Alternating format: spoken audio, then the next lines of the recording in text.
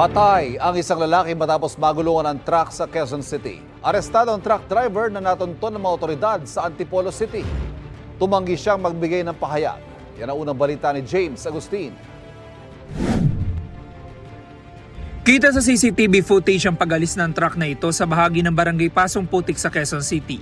Kasunod niya nakita na nakahandusay sa kalsada ang 59 anyos sa lalaki. Naisugod pa siya sa ospital pero idineklarang dead on arrival. Ayon sa pulisya, galing ang truck sa Bulacan at magde-deliver ng concrete material sa Quezon City. Humintulan daw saglit sa lugar ang driver at pahinante para kumain. Yung truck kasi ay nakapark sa isang portion ng Belfast Avenue. Pag move niya forward, nakita na ang biktima ay nagulungan at agad na tinakbo sa hospital. Ongoing pa rin yung investigation namin kung ano eksakto nangyari, paano siya napunta, paano siya nagulungan. Huling nakitang buhay ang lalaki habang naglalakad ilang metro ang layo sa pinangyarihan ng aksidente. Sabi po ng pamilya niya, umalis siya para mag-withdraw. And hindi siya actually wala siyang dalang cellphone, so hindi rin nila alam kung nasaan siya nung time na yun.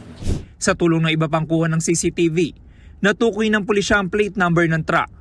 Sa follow-up operation, natunto ng sasakyan sa garahe nito sa Antipolo City. Ang 26 anyos sa truck driver, inaresto at dinala sa QCPD Traffic Sector 2. Lumalabas po sa record check natin, mayroon siyang mga previous offense like violation of quarantine protocol, at yung isa po ay may record din siya ng reckless imprudence resulting in damage to property noong 2021. Tumangging magbigay ng pahayag ang truck driver na sinampahan ng reklamong reckless imprudence resulting in homicide. Ito ang unang balita. James Agustin para sa GMA Integrated News. Kapuso, huwag magpapahuli sa latest news and updates. Mag-iuna ka sa balita at mag-subscribe sa YouTube channel ng GMA Integrated News.